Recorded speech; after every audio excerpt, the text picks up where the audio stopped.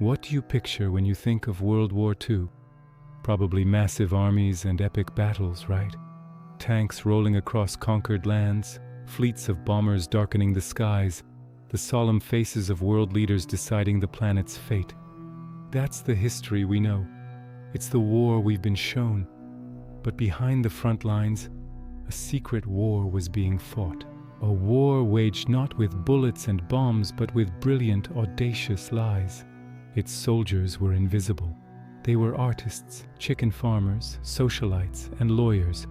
Just ordinary people who became master spies, living double lives to feed critical intelligence to the Allies. They conjured ghosts, invented armies, and built entire worlds out of whispers and shadows. They fooled the Third Reich, saved countless lives, and altered the course of history. And yet, you've probably never heard their names. These are their stories. Victory in World War II wasn't just about military might. It was a victory of the mind, a triumph of incredible deception.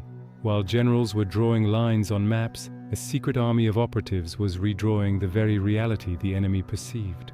They were members of groups with boring names, like the Special Operations Executive or the Office of Strategic Services, but their work was anything but ordinary.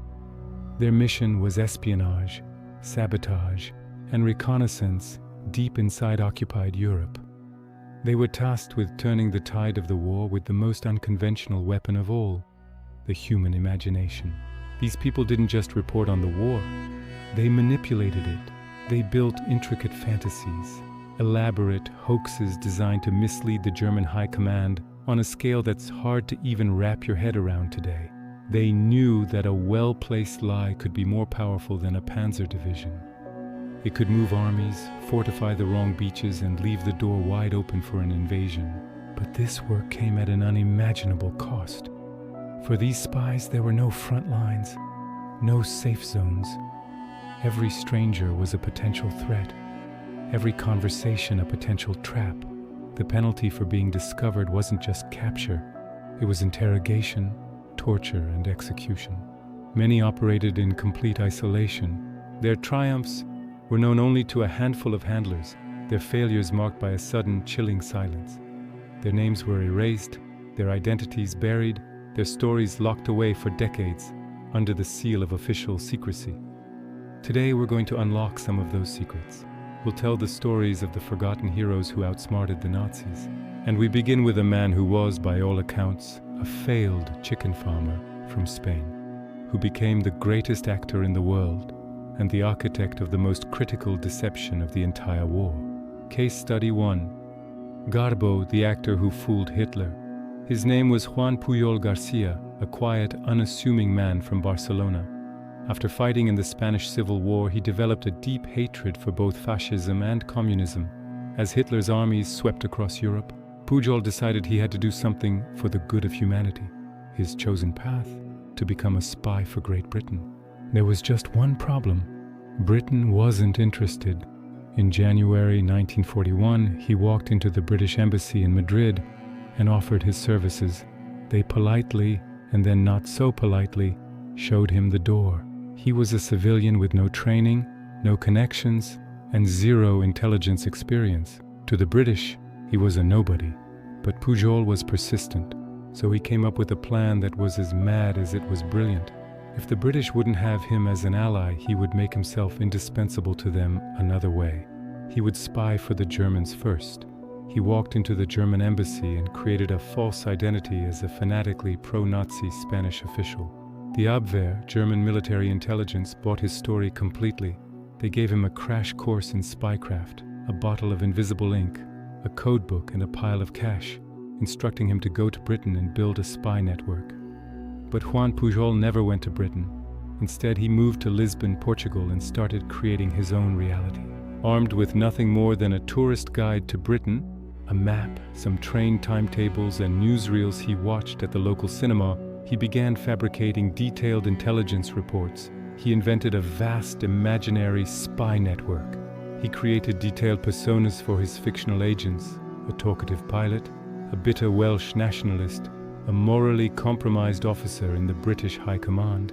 He gave them names, personalities, and access to all sorts of sensitive, albeit completely fabricated information. His reports were a masterpiece of creative writing. He described the mundane details of life in a Britain he'd never even visited with stunning conviction. He wrote about the weather, the price of beer, and public morale.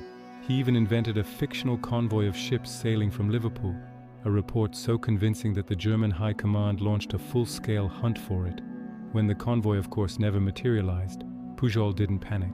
He had one of his imaginary agents die and sent a tearful report to his German handlers, complete with a fictional death certificate and a grieving widow who needed a pension. The Germans not only believed him, they apologized for his loss and sent more money. By this point, British intelligence, through their code-breaking at Bletchley Park, had noticed something odd.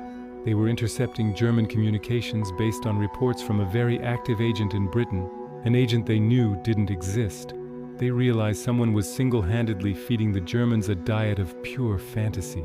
When they finally identified this phantom agent as the same man they had rejected months earlier, they knew they'd stumbled upon a genius. In April 1942, the British finally brought Juan Pujol to London. They gave him the codename Garbo, because he was, in their words, the best actor in the world. With his MI5 handler, Thomas Harris, Pujol spent the next 2 years expanding his fictional universe. His network grew to 27 completely imaginary agents, each with a detailed backstory.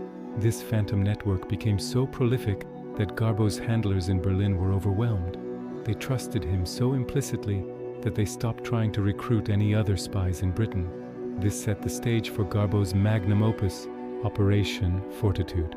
As the Allies prepared for D-Day, the single most important element for success was surprise.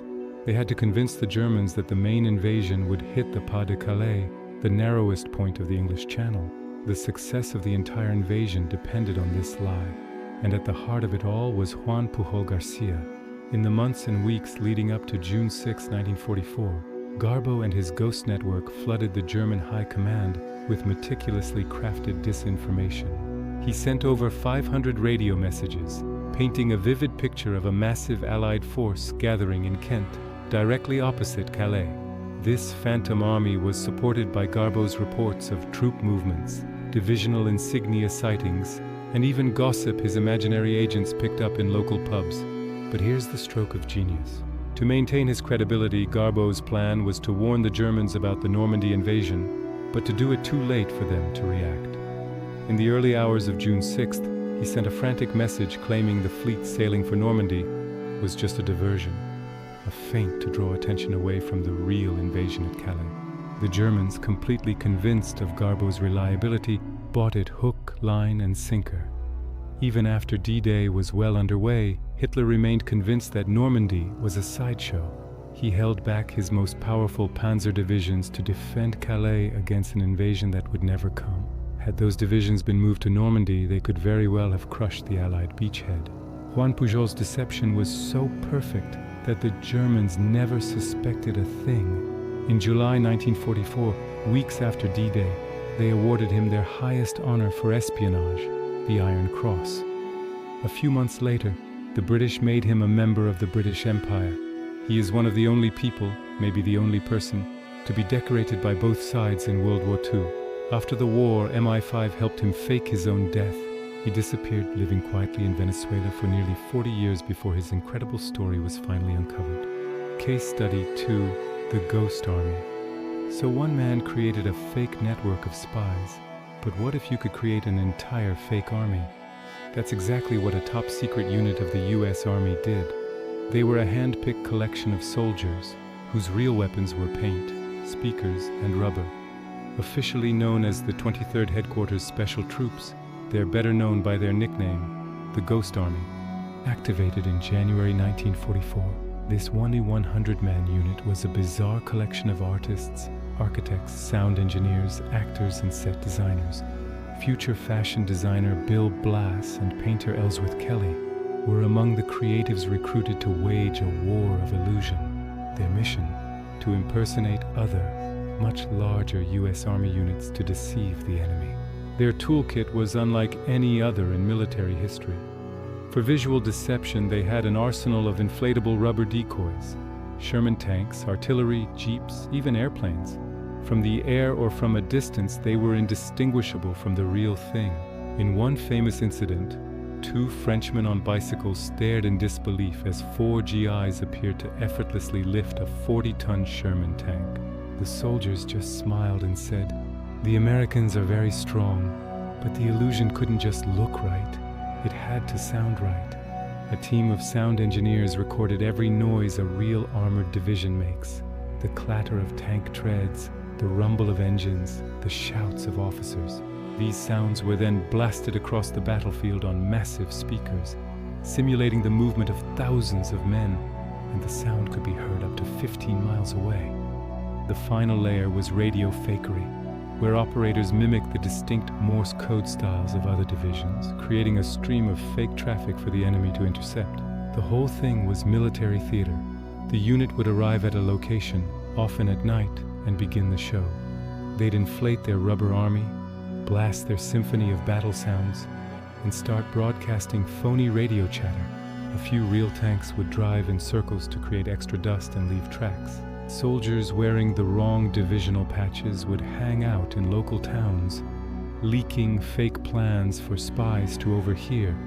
They could simulate the presence of 30,000 men with just over 1,000 soldiers, drawing enemy forces toward them while the real divisions moved secretly to attack a weakened front. From just after D-Day until the end of the war, the Ghost Army conducted more than 20 deception operations, but their most critical performance was Operation Viersen in March 1945. The Allied Ninth Army was preparing for a massive crossing of the Rhine River.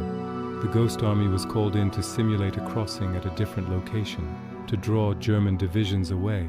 For days they put on the performance of their lives, setting up hundreds of inflatables and broadcasting the sounds of a massive armored buildup. The deception was a complete success. German intelligence, totally fooled, moved significant forces to oppose the Phantom Crossing. When the real assault came, the Ninth Army faced far weaker resistance, saving an untold number of lives. This was incredibly dangerous work. The Ghost Army was armed with little more than machine guns. If their bluff was ever called, they would have been annihilated. They were actors on a stage where the threat of death was very real. After the war, their work remained classified for over 40 years. It was only in 2022 that the US government awarded the surviving members the Congressional Gold Medal. Case Study 3, Virginia Hall, the Limping Lady. An army of ghosts could fool the enemy from a distance, but for some spies the danger was far more intimate. It was face to face, a constant, terrifying reality. They didn't have inflatable tanks to hide behind. They had only their wits and their courage. No one lived that reality more intensely than a woman the Gestapo called the most dangerous of all Allied spies. A woman they knew only as the Limping Lady. Virginia Hall was never supposed to be a spy. Born to a wealthy Baltimore family, her dream was to be a diplomat. But in the 1930s, the State Department was an old boys' club that didn't want women. Then a hunting accident in Turkey led to the amputation of her left leg below the knee. She was fitted with a heavy wooden prosthesis she nicknamed Cuthbert. This sealed her fate. A rule against hiring anyone with a missing limb shattered her diplomatic dreams. But Virginia Hall didn't accept defeat. When war broke out, she was in Paris and immediately joined an ambulance unit. When France fell, she made her way to London and volunteered for Britain's new spy agency, the Special Operations Executive, or SOE. The SOE wasn't looking for diplomats. They were looking for people with courage and ingenuity. In August 1941, she became their first female agent to live and work in occupied France. Her cover was a correspondent for the New York Post. Based in Lyon, she became a master of clandestine work, organizing resistance movements, arranging supply drops, and establishing escape routes for downed Allied airmen. Her work was incredibly dangerous, made even more so by her noticeable limp. The Gestapo soon learned of a mysterious and highly effective female agent, nicknaming her the Limping Lady and putting her on their most wanted list. The infamous Gestapo chief Klaus Barbie, the Butcher of Lyon, was personally obsessed with finding her, reportedly screaming, "I would give anything to get my hands on that limping Canadian bitch." By November 1942, the net was closing in. With the Gestapo hours behind her, Hall fled Lyon. Her only escape route was over the snowy Pyrenees mountains into Spain. It was a brutal 50-mile trek over a 7,500-foot pass in the dead of winter. Her prosthetic leg, Cuthbert, caused her constant agony. Before she left, she sent a dry message to her handlers in London, noting she hoped Cuthbert would not be bothersome. Not understanding her codename for her leg, they replied with a chillingly practical message. If Cuthbert troublesome, eliminate him. She made it to Spain, was arrested, and eventually released. The SOE refused to send her back, deeming her too well known to the enemy. So Virginia Hall did what she always did. She found another way. She joined America's new spy agency, the OSS. In March 1944, she was back in France. Unable to parachute, she was dropped from a boat off the coast of Brittany disguised as an elderly peasant woman, her teeth ground down, and her walk a slow shuffle to hide her limp. As a wireless operator, her life expectancy was just 6 weeks. But she roamed the countryside, organizing and supplying resistance groups, mapping drop zones, and leading sabotage missions that wreaked havoc on German reinforcements heading for Normandy. By the end of the war, she was commanding over 1,500 French resistance fighters. For her extraordinary bravery, France awarded her the Croix de Guerre. President Harry Truman wanted to give her the Distinguished Service Cross, but she refused a public ceremony, stating she was still operational and most anxious to get on with my work. She was the only civilian woman to receive the award in World War II. After the war, she became one of the first female officers in the CIA, and she never spoke of her wartime experiences. Virginia Hall, the woman whose dreams were crushed by bureaucracy and disability, became one of the most decorated field agents of the entire war. Case Study 4: The Spy Masters in the Shadows. While agents like Virginia Hall were fighting a visceral war on the ground, another even more secret battle was being waged, not in the fields of France, but in the corridors of power in Washington and London. This was a war of influence fought by spies who were truly invisible. Their weapons were information, connections, and the ability to shape what people thought. Two of the most important and least known of these figures were a woman named Vera Atkins and an American lawyer named Ernest Cuneo. Vera Atkins was one of the most senior intelligence officers in the SOE's French section. Born in Romania to Jewish parents, she was recruited in 1941 and became the right hand to the section's head.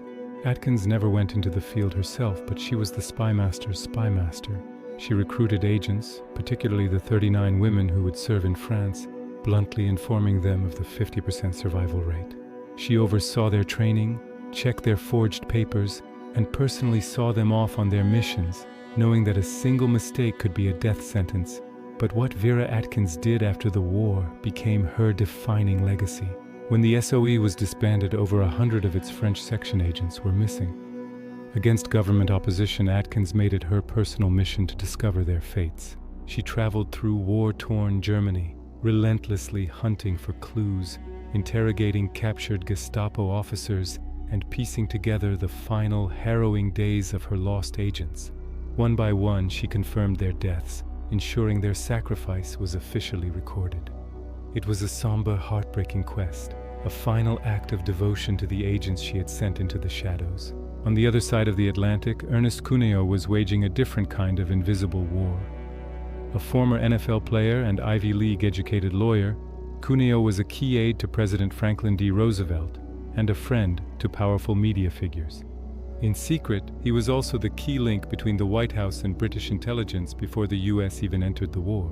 He worked with a secret British spy operation in New York's Rockefeller Center, run by a man named William Stevenson. Cuneo's job was to act as an unseen middleman, feeding British-approved intelligence and propaganda to America's most powerful journalists to counter Nazi influence and nudge public opinion toward war. He moved through the highest circles of power, a ghost in the machine. His influence felt everywhere, but his presence seen nowhere. His circle even included a young British naval intelligence officer named Ian Fleming, who became a close friend and later used Cuneo as inspiration for characters in his James Bond novels. The stories of Garbo, the Ghost Army, Virginia Hall, Vera Atkins, and Ernest Cuneo remind us that the grand narrative of history, The one with generals and armies and decisive battles is incomplete. Victory is often secured in the margins, in the shadows, by people whose names we were never meant to know. A chicken farmer who became the world's greatest actor. A group of artists who built an army of ghosts. A woman with a prosthetic leg who became the Gestapo's most wanted enemy. A spy master who brought her fallen agents home. A lawyer who fought a war from the back rooms of power. They were ordinary people who discovered they possessed an extraordinary capacity for courage and ingenuity. They understood that the battlefield is not just a physical space, but a psychological one. For decades, their contributions were buried in classified files, but their actions shaped our world. They were the invisible weapons, the unsung heroes who fooled the Nazis. And now you have heard their names.